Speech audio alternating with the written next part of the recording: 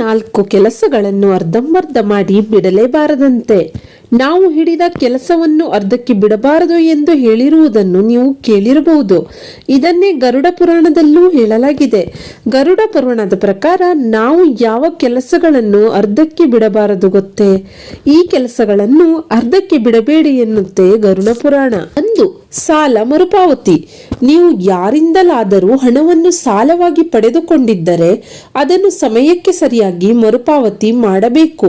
ಇದನ್ನು ನೀವು ಅಪೂರ್ಣ ಮಾಡಿದರೆ ಅಥವಾ ಅರ್ಧಂಬರ್ಧ ಸಾಲವನ್ನು ತೀರಿಸಿ ಇನ್ನುಳಿದ ಸಾಲವನ್ನು ಮರುಪಾವತಿ ಮಾಡಲಾಗದೆ ಹಾಗೇ ಬಿಟ್ಟರೆ ಮುಂದಿನ ದಿನಗಳಲ್ಲಿ ಸಾಕಷ್ಟು ಸಮಸ್ಯೆಗಳನ್ನು ನೀವು ಎದುರಿಸಬೇಕಾಗುತ್ತದೆ. ಹಾಗಾಗಿ ಸಾಲವನ್ನು ತೆಗೆದುಕೊಂಡಾಗ ಅದನ್ನು ಸಂಪೂರ್ಣವಾಗಿ ತೀರಿಸಿ. 2. ರೋಗದ ಚಿಕಿತ್ಸೆ.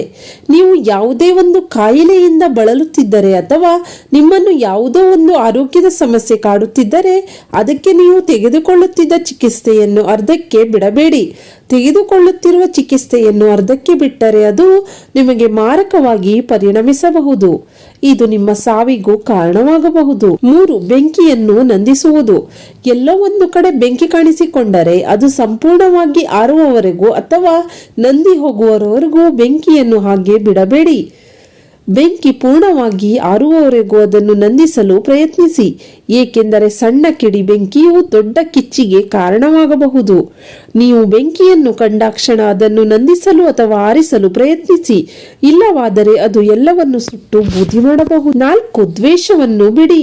ನೀವು ಯಾವುದೇ ವ್ಯಕ್ತಿಯೊಂದಿಗೆ ದ್ವೇಷವನ್ನು ಹೊಂದಿದ್ದರೆ ನೀವು ಅವರೊಂದಿಗೆ ದ್ವೇಷವನ್ನು ಆದಷ್ಟು ಬೇಗ ಕೊನೆಗೊಳಿಸಬೇಕು. ಯಾಕೆಂದರೆ ಶತ್ರುಗಳು ನಿಮಗೆ ಯಾವುದೇ ರೂಪದಲ್ಲಿ ಬೇಕಾದರೂ ತೊಂದರೆಯನ್ನು ನೀಡಬಹುದು. ಅದು ನಿಮ್ಮ ಜೀವನದಲ್ಲಿ ಸಮಸ್ಯೆಗಳನ್ನು ಹೆಚ್ಚಿಸಬಹುದು.